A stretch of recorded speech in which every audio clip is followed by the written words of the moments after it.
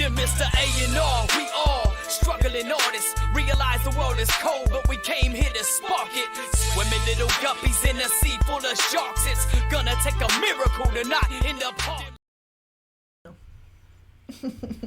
Hello, and welcome to another episode of Inside the Six with Ian and Taylor. Sorry. It's like, I'm sorry. with Ian and Taylor? Thomas and Taylor. Hey, how's it going? I've done this so many times at this point that it's Ian and Thomas. Hi, Ian. How's it going? I'm not answering that. Anyways, so as you may know, a couple tournaments have ended. Most notably the Women's World Cup and the Men's Gold Cup. Both finals had U.S. national teams in it. Only one went the way we were hoping for. I kind of want to start with the one that didn't go our way.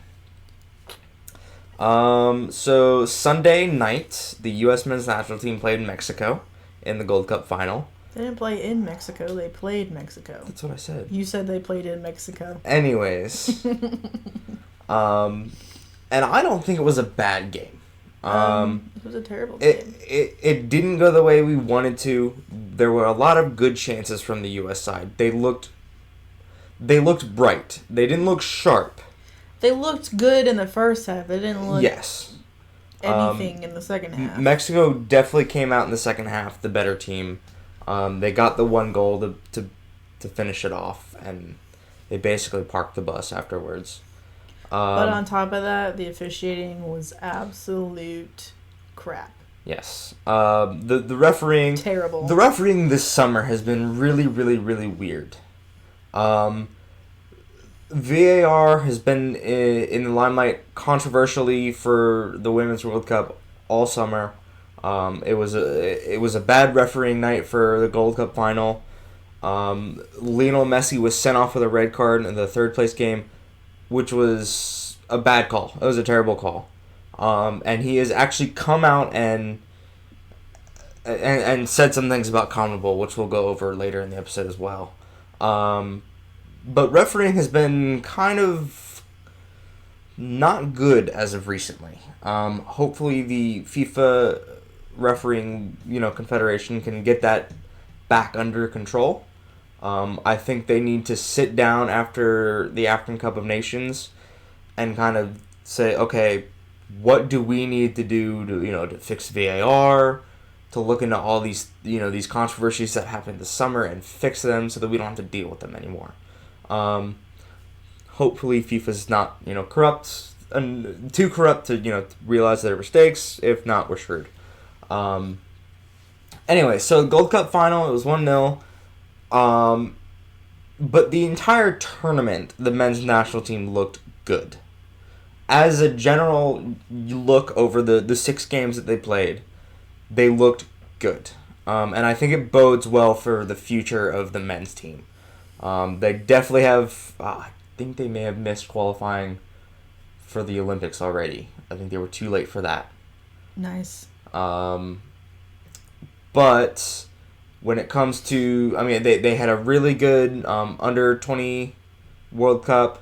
And I think it bodes well for the 2022 World Cup in Qatar. We'll see.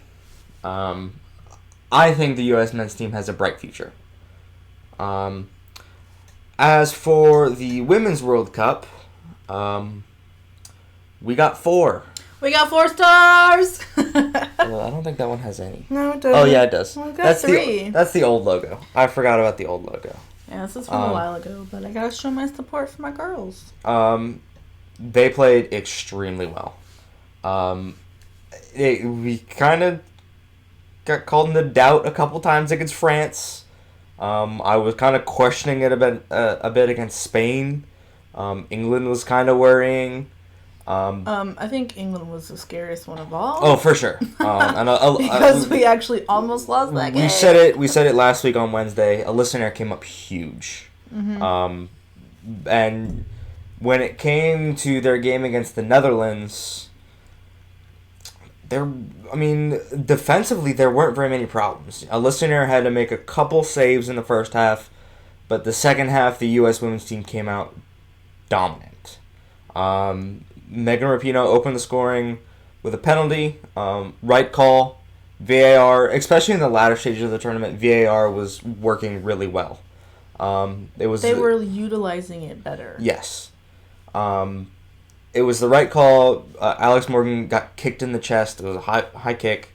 Studs up. Rapinoe slotted the penalty in. It was a dangerous play. And that opened the scoring up. And then...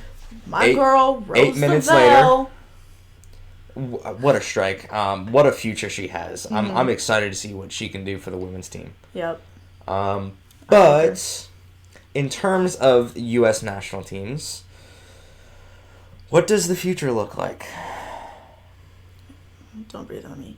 I feel like the men's team, it's still kind of up in the air. I mean, yeah, they, had a, relatively decent Gold Cup tournament, and they came in second to Mexico, which sucks, but I feel like it's still kind of rocky, because even though they had bright moments and really great moments, they also had some really bad moments, honestly, that they need to work on. And then when it comes to the women's national team, I feel like they have a bright future ahead of them, because they've brought in a lot of new blood, like Rose Lavelle, Sam Mewis, Lindsey Horan, and Abby Dahlkemper. She's a good one too. And I think some of the older ones are going to start phasing out now, like Carly Lloyd. Her birthday's coming up soon, I think, and she's 30. She'll be 37. I think she'll be 37, and Pino just turned 34 during the tournament. So, honestly, I think for Carly Lloyd, it'll definitely be her last World Cup, but Pino might have one more World Cup left in her. And I know Becky Sauerbrunn, her age is getting up there too. But everybody else is, still relatively young.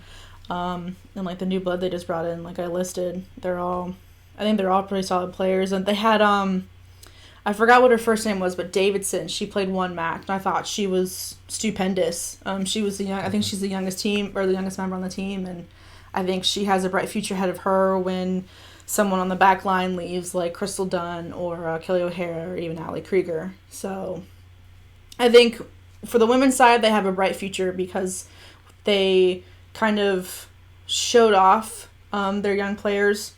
And I still think that the men's team still has some work. I'm not saying they don't have a bright future. I just think that they have to work a little bit harder at it. And I think Greg Berhalter is the right coach for them right now. Mm-hmm. The tactics were there. The talent is there. The ideas were there. I think they need to build a little bit more off of what they have. And I think as of right now, Greg Berhalter is the man to do it. So hopefully we can see a lot of improvement, especially in the Hex coming up in a couple years. Like I said, I don't remember if they've qualified for the Olympics yet or not. And then the World Cup coming up again in 3 years. There's a lot to work on, and they have a lot of time to do it. So yeah, I mean, I feel like they can do it. Especially because they're building the team around Christian Pulisic right now, and he's a workhorse.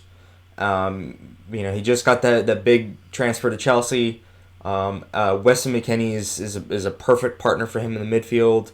You got Tim Ream in the back, Aaron Long in the back, Zach Steffen in goal. It's a lot of really, really, really good talent. It's a matter of getting them on the in the right formation, using the right tactics. I feel like they need to build a little bit more chemistry between all of them as well. Chemistry is a huge, huge component, and you can definitely see on the women's team how they have chemistry. I mean, they have great chemistry. They're best friends on and off the field, and I feel like that's what needs to happen with the men's. And I understand, like they're guys. They're like, whatever. And I'm just like, you guys gotta be. I'm not saying you have to be like best friends off the field, but it is helpful. Yeah. And the bottom line is they need to get chemistry.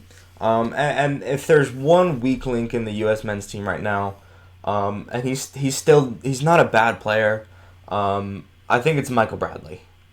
I think he's good to have on the 23-man squad so that you have that leadership. You have somebody who has all those caps, all that experience. He's a veteran.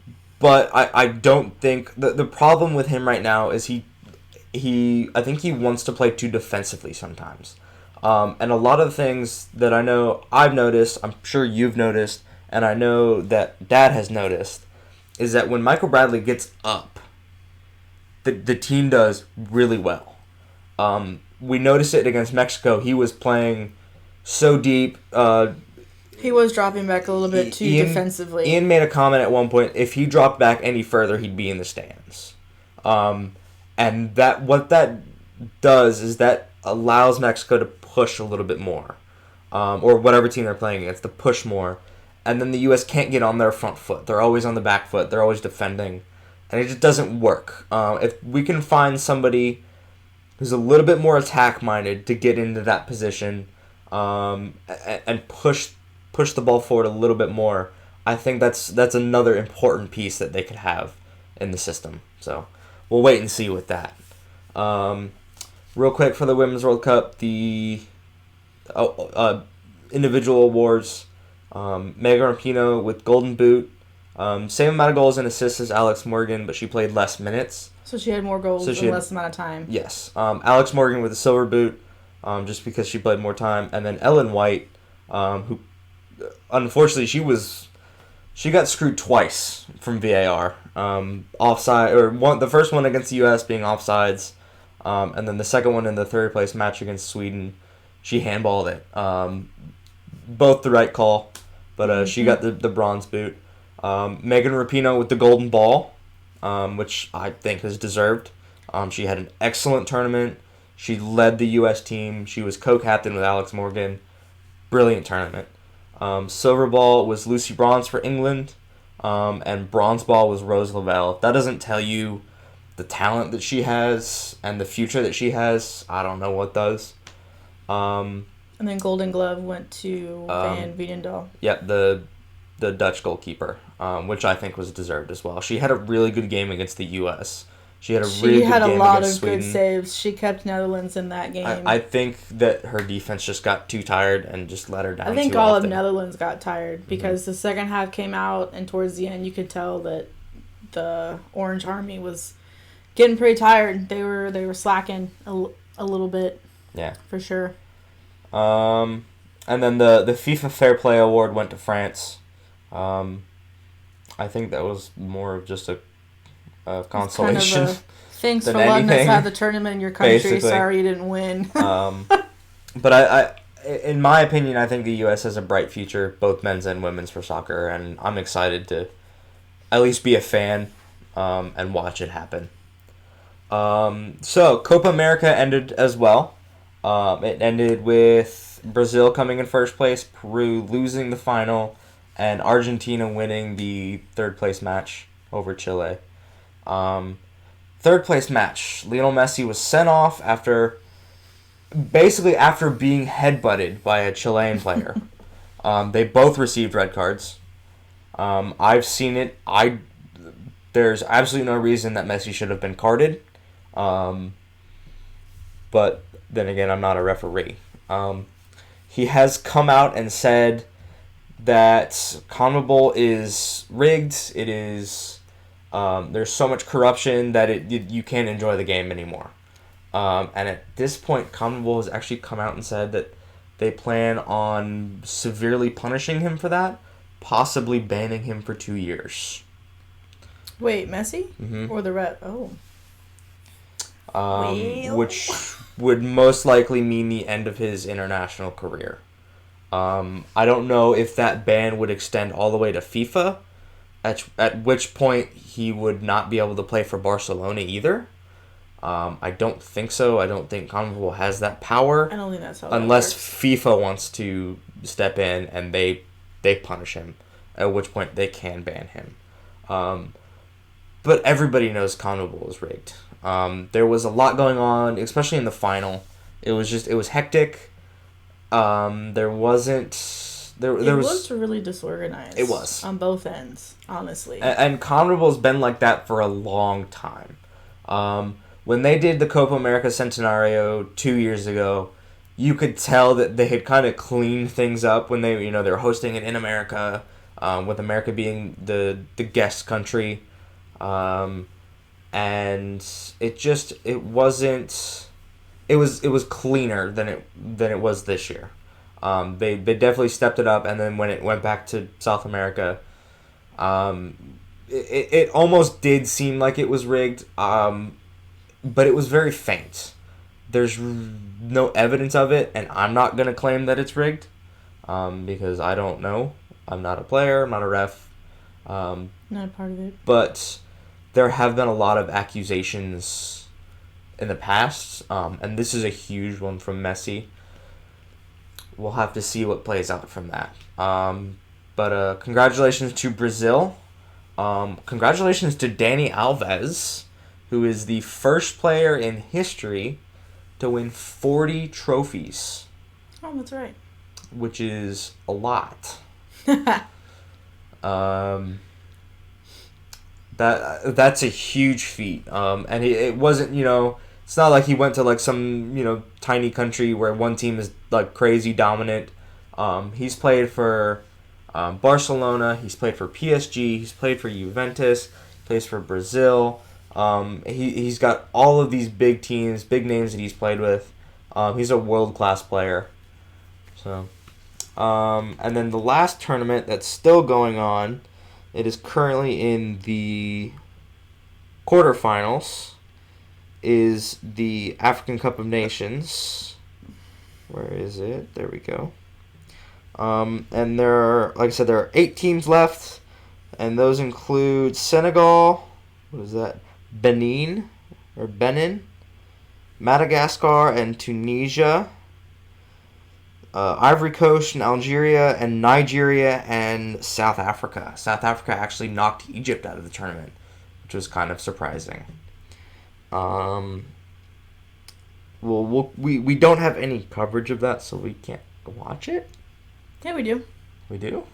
I found a channel the other day. I mean, they're replays. Like, we don't get to watch it live, I think. What? Yeah, when we were trying to find the Copa America Cup, I saw it. Oh, cool. I don't remember if it was a rerun or live, but yeah. But also, I don't know if we have that channel. It may have been on the guide, and we just don't have that channel, which is totally possible. But the final of that is July 19th. So that's here in about a week and a half. 10 days-ish. The last thing, this is going to be a bit of a shorter episode, and I apologize for that. There's finals, so there's not very many games going on now. But there are a lot of transfers happening now. The transfer market is definitely heating up, and there have been some big transfers that have gone through. In the past week, where are we at? There's been some big teams offloading smaller teams, but there have been some big transfers from smaller clubs. Aston Villa signed Wesley Moraes. Sheffield United signed Luke Freeman. Leicester City signed a Jose Perez from Newcastle, which is, I think that's going to be a huge signing for them. He's a really good player. He just kind of didn't fit in with Newcastle very well. So I'd be excited to see how he plays out. Manchester City signed Rodri from Atletico. PSG signed Ander Herrera from United. Arsenal sent David Ospina to Napoli. Sheffield signed Phil Jagielka from Everton. So Jagielka's Everton career has come to a close. And I believe that's where Jagielka actually played as a kid. The official transfer for Vincent Kompany went through, but we covered that earlier. Samir Nasri is actually leaving West Ham United, which I was surprised about. I thought he had a fairly good, comeback season. Apparently it wasn't good enough. Or maybe he got more money. Norwich signed Ralph Farman. Chelsea have finally released Alvaro Morata permanently back to Madrid. He's at Atletico now. See any more big ones? Ooh, Marko Arnautovic went to China, which I didn't expect. Leicester permanently signed Yuri Tielemans from Monaco. And Zach Steffen, who is the starting goalkeeper for the U.S. men's national team, was playing at Columbus Crew on loan. He was a Manchester City player. He signed with Fortuna Dusseldorf in Germany. So hopefully he'll get some starting time again at a club that's not MLS. Thank Christ. Maybe, knock his level up even more. I'm excited to see his future. And Burnley have signed Jay Rodriguez from West Brom. But other than that, I think that's it. Also, I just remembered, ESPN signed a deal with NUSL, the National Women's Soccer League. Oh, really? And ESPN is going to start right on broadcasting women's games. They're not going to do all of them, but they're going to do most of them, and I think they have some finals or tournaments or something like that as well. But yeah, so that's awesome. For women, it's really awesome. Yeah, that's a huge step up. Which is kind of exciting because if you think about it, you don't really get to see a lot of news. Yeah, games. I mean they broadcasted. Play MLS. They do some Open Cup games, which is lower league men's soccer, but they don't show women's soccer unless it's international stuff. So hopefully that'll spark other countries to show theirs. Hopefully we can see French women's league. We can see the English women's Premier League. I believe there's a German women's league. There's a Spanish one. Bayern Munich has a women's team, so there is definitely a. Yeah, so I'm excited to see what that sparks in other countries. Well, I mean, as you can see, women's soccer it's growing, moving its way up the ranks, and, which is kind of exciting. Yep. So, yeah. Is there anything else you'd like to add?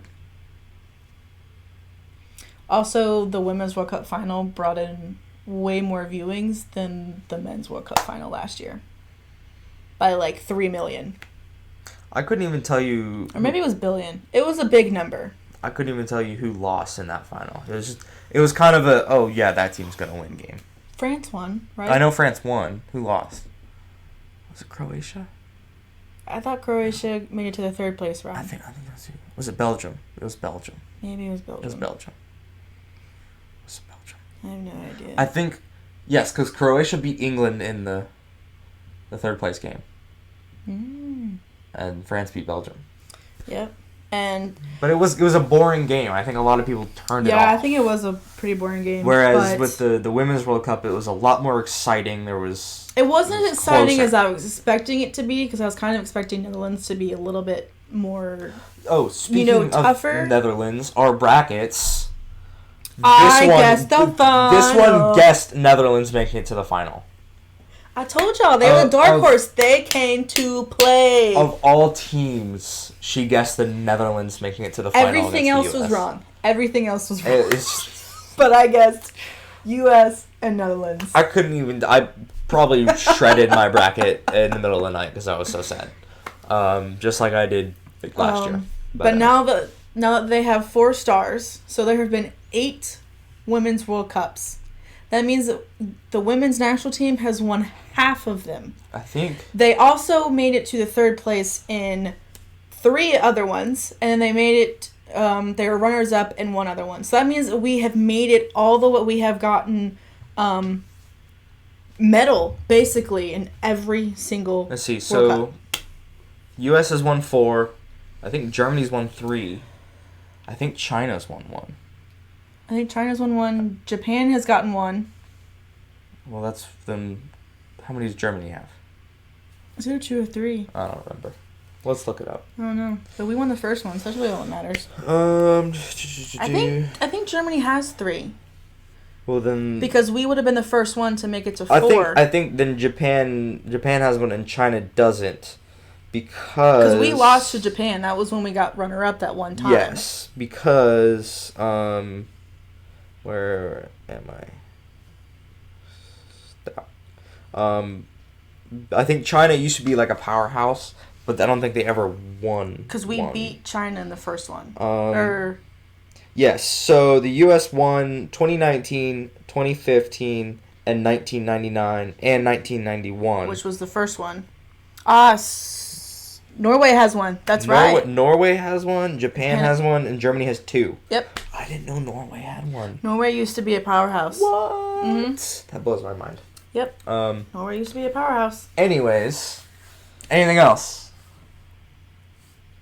Also, the Women's World Cup, the whole tournament brought in more revenue than the Men's World Cup. So I don't doubt that. Basically, us women were the superior creature. Until sorry, not sorry. 3 years from now, when inflation has grown and the men's brings in more, and then the women's will bring in more. We still win. Yeah, I know. Anyways, I'd like to thank you guys for tuning in. Sorry for the shorter episode. There's not very many games to talk about. It's a lot of news, and there's not much going on. There's still a lot of rumors going on in the transfer window. Nothing solid yet. But again, thank you guys for tuning in. Shout out to Taylor for stepping in last minute. Shout out to Macrophonic MC. He's a good friend of ours. He's the one you hear in the intro, outro music. Check out his channel. It's in the description below. Check out our t-shirt shop. It's also in the description below. Follow us on Facebook, Instagram, and Twitter. Keep up with us as when we post, when we're not going to be able to post. We'll let you know on those sites. And hopefully we'll see you guys next week.